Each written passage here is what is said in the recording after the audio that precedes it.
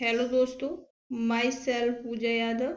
आप सभी का स्वागत है आपके अपने चैनल प्रेम विद पूजा। तो आज हम लोग पढ़ेंगे 1919 का भारत शासन अधिनियम। ठीक है, तो देख लेते हैं।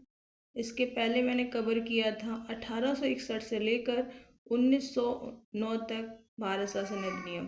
तो एक बार आप उसको वॉच कर सकते हैं एंड तक। ठीक है, देखते हैं 1919 का भारत शासन अधिनियम। Montagu Chelmsford. ठीक है, क्या हुआ था इसमें? मॉन्टेग्यू चेम्सफोर्ड, देखिए इसके तहत पहली बार उत्तरदायी शासन शब्द का प्रयोग किया गया तथा प्रांतों में द्वैध शासन लगाया गया।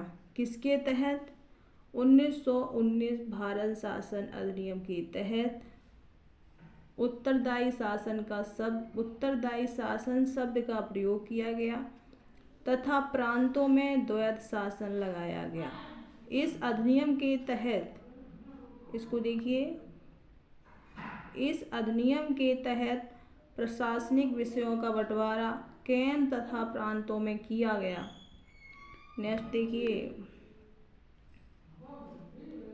लोकसभा आयोग का गठन किया गया। अगर कोई पूछे लोकसभा आयोग का गठन कब किया गया, तो आप बताएंगे 1919 भारत शासन अधिनियम में। जब 1919 भारत शासन अधिनियम लगा था उसी समय लोक सेवा आयोग का गठन किया गया।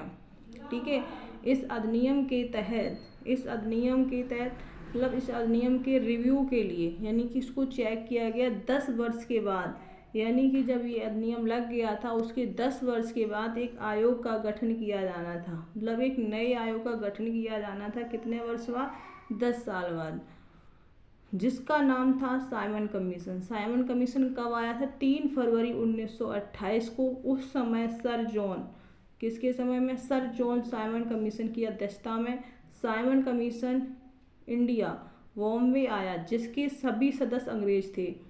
ठीक है, इसके इम्पोर्टेंट फैक्ट यही थे, बाकी के हम थोड़े बहुत और कवर कर रहे हैं।